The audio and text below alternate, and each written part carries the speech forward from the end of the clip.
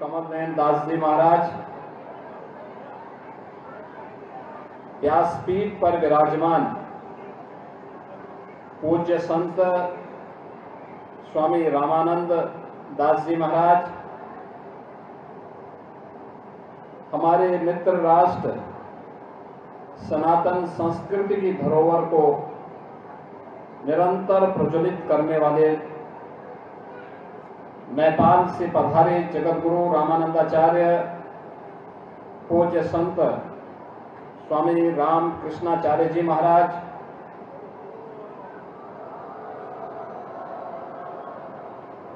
उत्तर प्रदेश सरकार में मंत्रिमंडल के मेरे सहयोगी वरिष्ठ मंत्री श्री सूर्य प्रताप शाही जी, उत्तर प्रदेश सरकार के मंत्री डॉक्टर अरुण कुमार सक्सेना जी, जगतगुरु सतवा बाबा स्वामी संतोषाचार्य जी महाराज, स्वामी अनंत देवगिरी जी महाराज, मंच पर उपस्थित सभी पूज्य संतजन, उपस्थित श्रद्धालुजन, आज का दिन अत्यंत ही अभिभूत करने वाला, आनंद के क्षणों को लाने वाला, हम सबके जीवन को सौभाग्यमय करने वाला दिन है। आज ही के दिन इस धराधाम पर मां गंगा का अवतरण हुआ था। ज्येष्ठ शुक्ल दशमी ये गंगा दशहरे का दिन है। मां गंगा, देव नदी गंगा स्वर्ग से इस धराधाम पर अवतरित हुई थी महाराज भगीरथ की कठोर साधना से। गंगा दशहरा का दिन आधुनिक दुनिया ने आज की तिथि को अंतर्राष्ट्रीय पर्यावरण दिवस के रूप में भी आयोजित किया है। 500 वर्षों का इंतजार करते हुए अयोध्या धाम में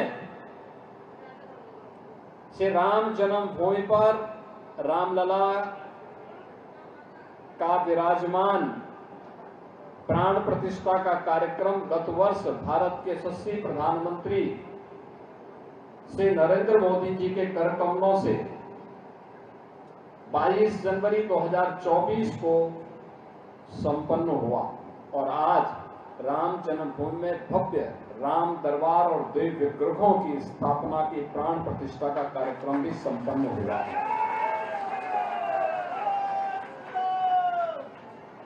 ऐसी पावन तिथि पर यह मेरा सौभाग्य है कि मुझे श्री राम जन्मभूमि तीर्थ क्षेत्र के अध्यक्ष मणिराम दास स्वामी के श्री महंत पूज्य महंत नर्त गोपाल दास जी महाराज के 87वें इस पावन जन्म महोत्सव कार्यक्रम में मुझे भागीदार बनने का अवसर प्राप्त हो रहा है। इस अवसर पर पूज्य महाराज श्री के श्री चरणों को नमन करते हुए उनको मैं हृदय से जन्मदिन की बधाई देता हूं। प्रदेशवासियों की ओर से उनका अभिनंदन करता हूं, उनका स्वागत करता हूं। बहनों और भाइयों, इन पूज्य संतों की दिव्य साधना और उनके आशीर्वाद की ही कृपा है कि भारत एक नए भारत के रूप में आगे बढ़ाने में प्रधानमंत्री मोदी जी निरंतर बिना रुके, बिना डिगे, बिना झुके भारत को एक नई दिशा देकर के विकसित भारत के रूप में उसे स्थापित कर रहे हैं। एक विकसित भारत ये तभी संभव होगा जब उसकी आधारशिला सनातन धर्म के आधारों पर होगी, जिसे प्रधानमंत्री मोदी जी ने विरासत और विकास के रूप में आगे बढ़ाया है। ये विरासत का ही संरक्षण है। अयोध्या में 500 वर्षों के बाद जिन लोगों के लिए लगता था राम जन्मभूमि पर रामलला विराजमान हो पाएंगे कि नहीं हो पाएंगे, वे लोग संदेह की निगाहों से देखते थे, संदेह की निगाहों से देखते थे। वह कार्य संभव हुआ है। प्रत्यक्षम क्या किम प्रमाणम, प्रत्यक्ष को क्या प्रमाण की आवश्यकता है। आप स्वयं राम जन्मभूमि में जाकर के देखते होंगे कितना भव्य मंदिर बन रहा है, दुनिया का सबसे बड़ा मंदिर, सबसे दिव्य मंदिर।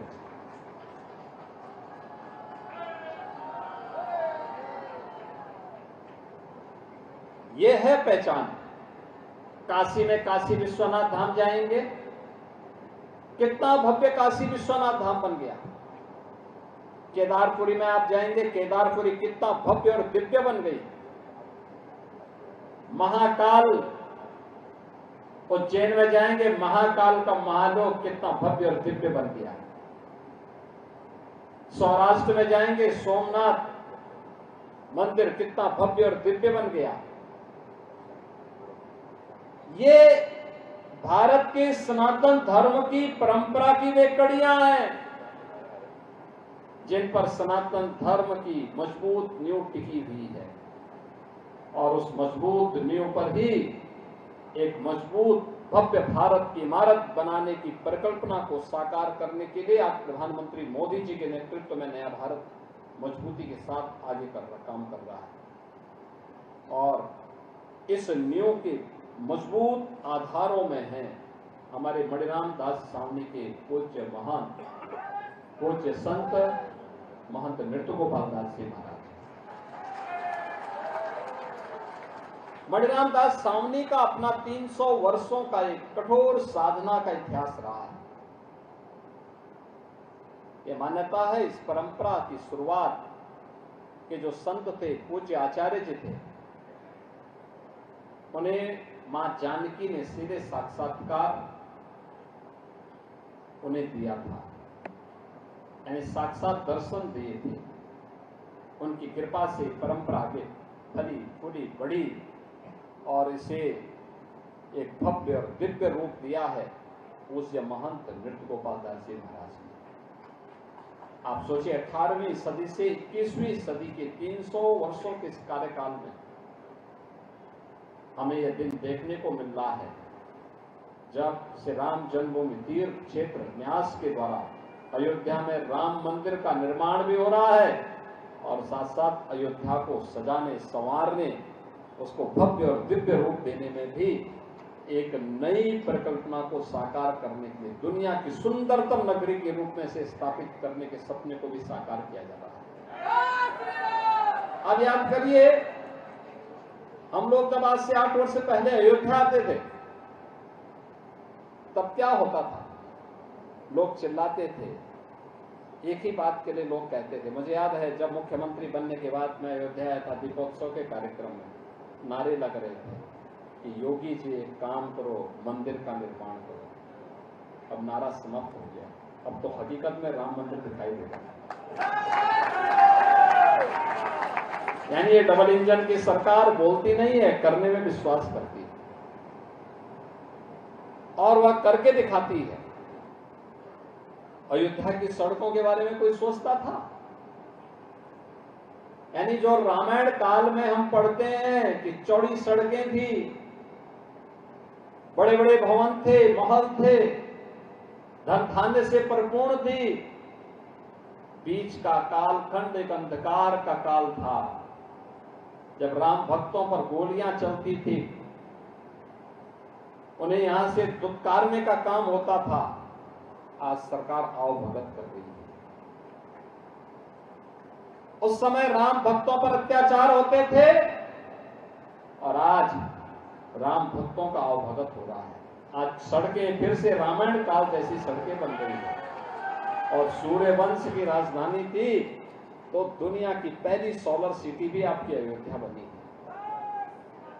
आज आप जाएंगे, देखते होंगे बगल में राम जी की पेड़ी को। राम जी की पेड़ी में एक तरफ से सरयू जी का जल अपलिफ्ट किया जाता था, वो वहीं पड़ा रहता था, काई जम जाती थी। लेकिन आज एक ओर से आता है और दूसरी ओर से फिर वापस सरयू जी में चला जाता है। 5 लाख श्रद्धालु एक साथ राम जी की पीढ़ी में स्नान कर सकते हैं। नए घाट में अलग से लोग स्नान कर सकते हैं। नए घाट से लेकर के और गुप्तार घाट तक पूरे घाटों की एक नई श्रृंखला तैयार हो रही है। लाखों क्या करोड़ों श्रद्धालु भी अगर अयोध्या धाम में आएंगे तो मां सरयू के आशीर्वाद से वंचित नहीं रहेंगे। हजारों वर्ष पहले भगवान राम अयोध्या धाम आए थे पुष्पक विमान से लंका पे विजय प्राप्त करने के उपरांत, लेकिन उसके बाद विमान के दर्शन अयोध्या धाम में नहीं हुए। लेकिन अब महर्षि वाल्मीकि के नाम पर इंटरनेशनल एयरपोर्ट भी बन गया है और विमानों का आवागमन भी, आवाजाही भी शुरू हो गई है।